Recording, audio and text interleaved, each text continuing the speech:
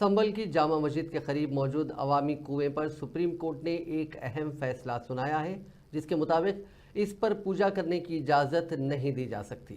अदालत ने इस अवामी कुएं के इस्तेमाल को जायज़ करार दिया, लेकिन इस पर पूजा करने की जो इजाज़त मकामी इंतज़ामिया ने दी थी उस पर रोक लगा दी है।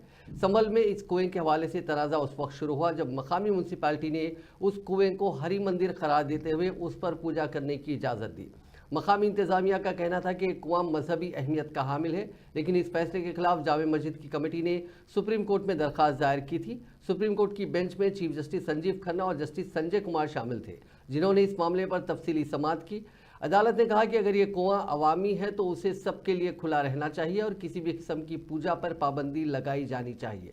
सुप्रीम कोर्ट ने वाज़ेह तौर पर कहा कि अवामी कुएं का मकसद लोगों को पानी फराहम करना है, न कि मजहबी इबादत के लिए इस्तेमाल किया जाना चाहिए। समाअत के दौरान अदालत ने उत्तर प्रदेश हुकूमत को हिदायत दी कि वो इस मामले में 2 हफ्तों के अंदर स्टेटस रिपोर्ट जमा कराए।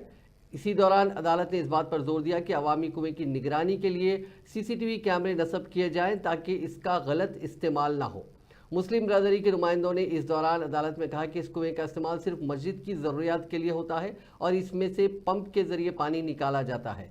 ताहम उत्तर प्रदेश हुकूमत ने इस मौक़िफ़ की मुखालिफत करते हुए कहा कि ये कुआं अवामी है और इसे अवाम के इस्तेमाल के लिए खुला रहना चाहिए। हुकूमत ने मुस्लिम बरादरी के लोगों पर इल्ज़ाम आयद किया कि वो इस मामले को पेचीदा बनाकर माहौल ख़राब करना चाहते हैं। अदालत ने इस पर मुस्लिम बरादरी की दरख्वास्त पर कहा कि अगर ये कुआं अवामी है तो उसे सब लोगों के लिए खुला रहना चाहिए।